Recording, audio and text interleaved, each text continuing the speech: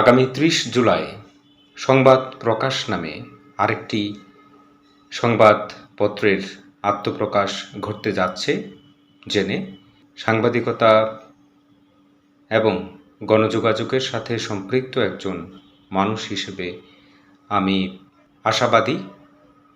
আমি বিশ্বাস করি সংবাদ প্রকাশের আত্মপ্রকাশ বাংলাদেশের গণযোগাযোগ পরিসরে গুণগত পরিবর্তন আনতে সক্ষম হবে।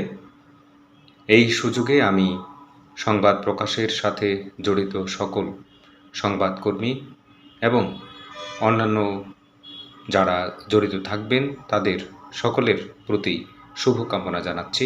আমি আশা করি সংবাদ প্রকাশ প্রকৃত গণমাধ্যম হিসেবে মানুষের পাশে থাকবে এবং জাতিকে, সমাজকে দীর্ঘদিন সেবা দিয়ে যাবে।